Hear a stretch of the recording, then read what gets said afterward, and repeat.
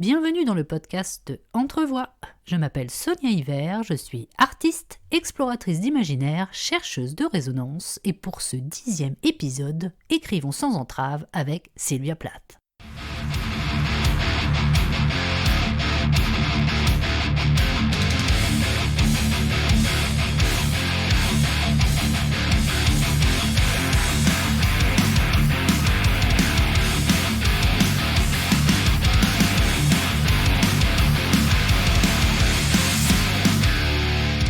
Sylvia Plath est une poétesse, romancière et dessinatrice états-unienne née en 1932 à Boston et morte à Londres en 1963. Si ses talents se retrouvent souvent éclipsés d'une part par son mari, le poète et écrivain Ted Hughes, et d'autre part par sa santé mentale et la façon dont elle a mis fin à ses jours, Sylvia Plath a offert au monde de nombreux poèmes, des nouvelles, un seul et unique roman, des livres pour enfants, des dessins, des photos pour des magazines de mode et son journal.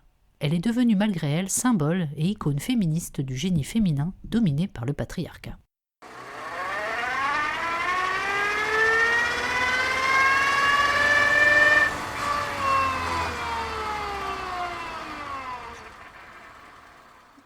Issue d'une famille d'universitaires, la mère de Sylvia Plath, Aurelia, était enseignante et a même développé un programme de formation au secrétariat médical. Même si ses aspirations ont été un peu freinées par sa vie de mère, d'épouse et plus tard de veuve, élevant seule ses deux enfants Sylvia et son petit frère Warren, Aurelia Plath veilla à inculquer le goût pour la lecture et l'écriture à ses enfants.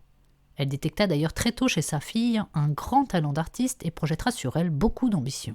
En effet, la fillette sait déjà lire à 3 ans, écrit ses premiers poèmes à 5 ans et gagne un concours à 12 ans.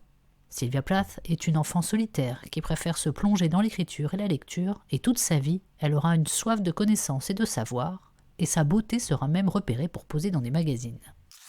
Son père, Otto Plath, d'origine allemande, était professeur de sciences et d'allemand, et également un grand spécialiste reconnu des bourdons, thème que l'on retrouve d'ailleurs dans certains poèmes de Sylvia Plath. Mais son père meurt tragiquement. Elle se retrouve alors orpheline à 8 ans, et son frère en a tout juste 5. Cette absence paternelle laissera un vide abyssal, jamais comblé, injuste et insurmontable. Ses poèmes résonnent alors comme des prières de consolation, de tentatives, de réparation, mais aussi de représailles. Son poème Daddy est d'ailleurs sans ambiguïté. J'ai 10 ans quand ils t'ont mis en terre. À 20 ans, j'ai tenté de mourir et de revenir en arrière vers toi. Je pensais que les eaux le permettraient enfin, mais ils m'ont chassé du sac et ils m'ont coincé en moi-même avec de la glu. Alors j'ai su que faire. J'ai fait un modèle de toi, un homme en noir avec l'apparence de Mein Kampf, et l'amour de la torture et de la baise, et je me suis dit, je le dois. Ainsi, papa, je suis enfin au-delà. Le téléphone noir est hors de racine. Les voix ne peuvent plus se faufiler au travers. Si j'avais tué un homme, j'en aurais tué 2. Le vampire qui dit qu'il est toi et buvait toute l'année mon sang. 7 ans, si tu veux vraiment savoir. Papa, tu peux te recoucher maintenant. Il y a un pieu dans ton cœur noir et gras, et les gens du village ne t'ont jamais aimé. Ils dansent sur toi et te piétinent. Toujours ils ont su que c'était toi. Papa, toi, salaud, je suis passé au travers.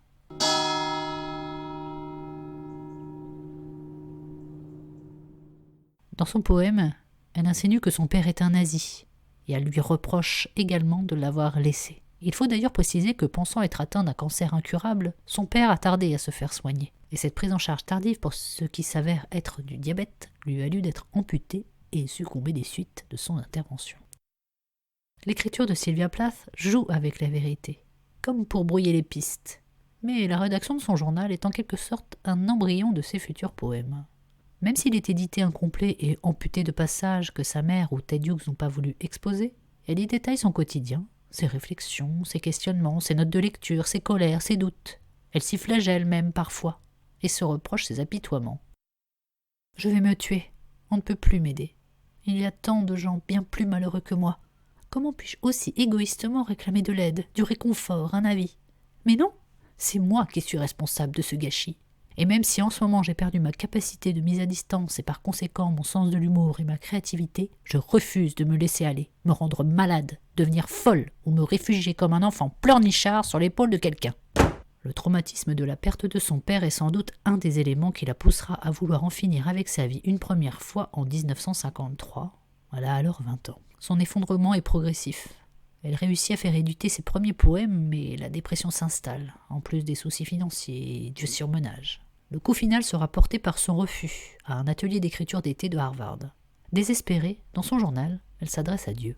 « Ô Dieu, Dieu, où êtes-vous ? Je vous cherche. J'ai besoin de vous, de croire en vous, en l'amour, en l'humanité. Il ne faut pas chercher à fuir, il faut réfléchir. » Elle ira trouver une cachette dans la cave près de la chaudière pour y avaler quelques somnifères volés dans le pilulier de sa mère. C'est son frère qui la retrouvera après 3 jours de recherche dans le coma.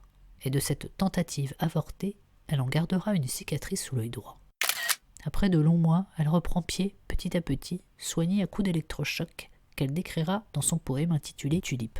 J'apprends la paix allongée, seule et tranquillement, comme la lumière se pose sur ses murs blancs, se lit ses mains. Je ne suis personne. Les explosions ne me concernent pas. J'ai abandonné mon nom et mes vêtements aux infirmières, mon histoire à l'anesthésiste, mon corps au chirurgien.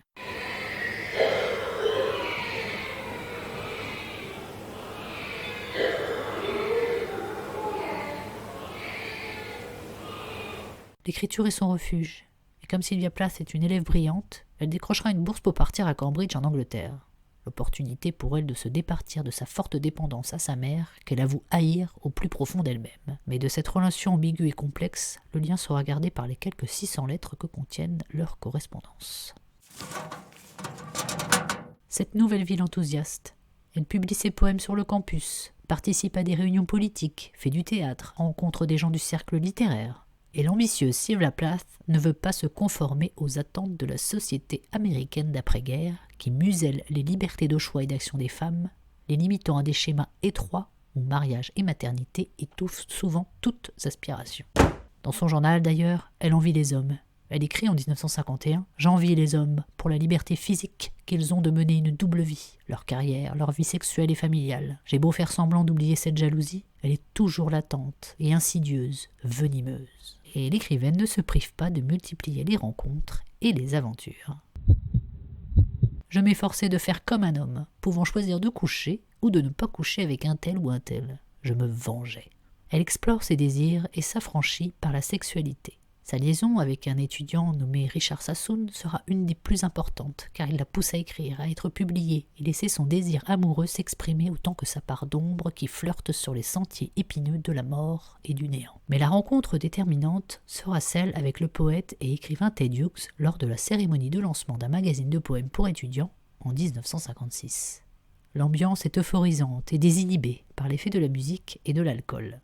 Sylvia Plath reconnaît le grand et imposant Ted Hughes et lui hurle quelques-uns de ses vers par cœur. Ce fut d'ailleurs tellement électrique entre eux que Sylvia Plath raconte avoir mordu la joue de Ted Hughes flatté après que celui-ci eut essayé de l'embrasser. Pour riposter, ce dernier lui arrache son bandeau et ses boucles d'oreilles avant d'aller rejoindre sa petite amie. Ils se revoient quelques semaines plus tard et se marient 4 mois après à Londres, dans le plus grand secret pour éviter que Sylvia Plath ne perde sa bourse d'étudiant. Elle écrit le poème « Lettre d'amour » en 1960. « Pas facile de formuler le changement que tu as fait en moi. Si je suis en vie maintenant, j'étais alors morte. Bien que, comme une pierre, indifférente totalement, je restais là immobile, suivant mon habitude. Tu ne m'as pas seulement bougé d'un pouce, non, ni même laissé ajuster mon petit œil nu, à nouveau vers le ciel, sans espoir, bien sûr, de pouvoir saisir le bleu ou les étoiles. Ce n'était pas ça. Je dormais, disons. Un serpent masqué parmi les roches noires comme une roche noire dans le hiatus blanc de l'hiver. Pendant 7 ans, ils ne se quitteront plus, unis par leur admiration mutuelle pour leur écriture respective. Après un voyage de noces en Espagne, ils séjournent à Paris, puis dans le Yorkshire chez les parents de Ted Hughes avant de s'installer à Londres. Sylvia Plath s'imprègne alors doucement de la culture et des paysages anglais. Ce ciel souvent gris et inconnu lui inspire des poèmes à la fois brillants et effrayants. L'univers de Sylvia Plath ne se laisse pas approcher facilement. Son écriture est à la hauteur de sa sensibilité et de la façon dont elle dissèque et analyse les mots autant que ses propres émotions. Poétesse du paysage, avec les mots, elle esquisse des dessins croqués sur le vif. Elle fusionne avec le paysage et ressent au plus profond d'elle-même la pluie, le vent, le froid, l'air qui la transperce et la traverse.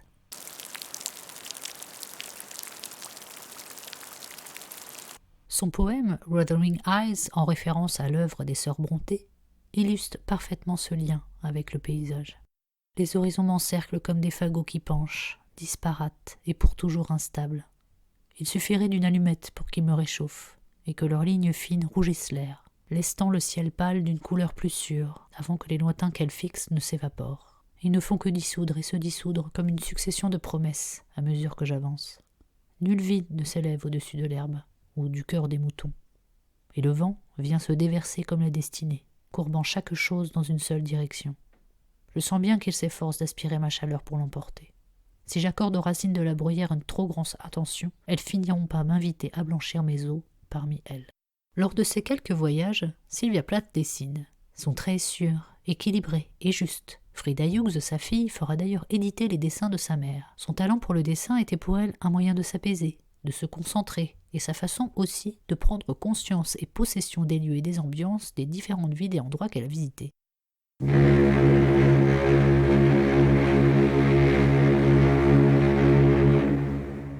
Entre 1957 et 1959, le couple tente de subvenir à leurs besoins tout en continuant d'écrire. Sylvia Plath acceptera temporairement un poste d'enseignante dans une université des États-Unis, mais le manque de temps consacré à son écriture ne tarde pas à la ronger de l'intérieur.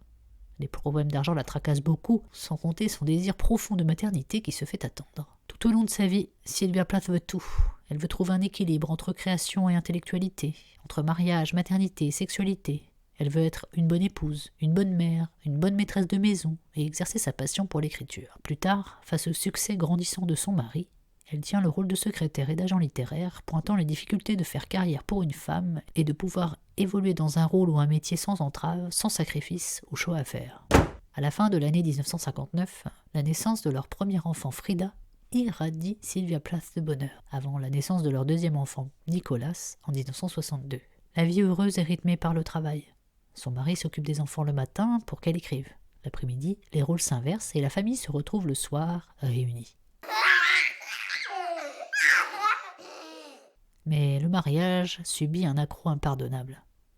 En effet, Sylvia Plath a des soupçons sur la fidélité de son mari. Avec une amie commune du couple, Assia Wayville, Ted Hughes s'absente souvent et des violences finissent par éclater, fragilisant de plus en plus leur relation.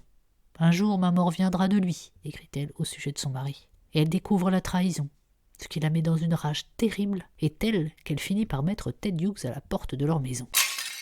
Elle écrira « L'amour ne peut venir ici. Une brèche noire se révèle sur l'autre lèvre, une petite âme blanche s'agite, un petit asticot blanc.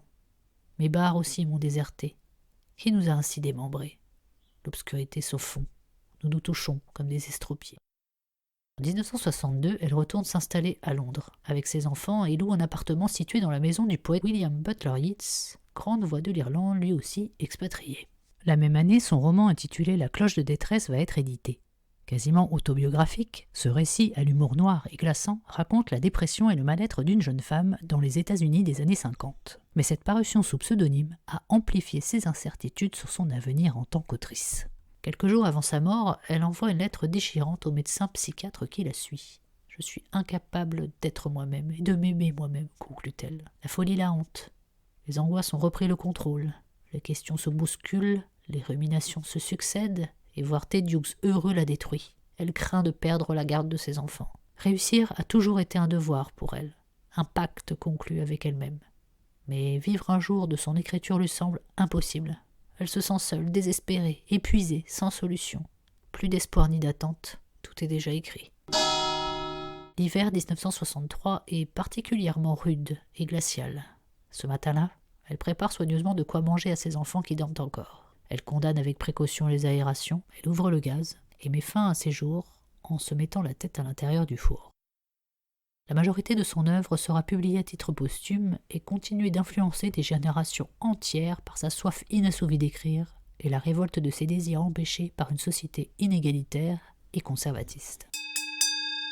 Pour faire écho à cet épisode du podcast consacré à Sylvia Plath, je vous invite à regarder les œuvres de l'artiste Mary Bashkirtseff, d'origine ukrainienne qui a passé sa vie en France. Même si un siècle les sépare, aussi avide de connaissances curieuses et ambitieuses que Sylvia Plath, cet artiste a accédé à la notoriété l'année de sa mort. Voici un extrait de son journal du 3 juillet 1876.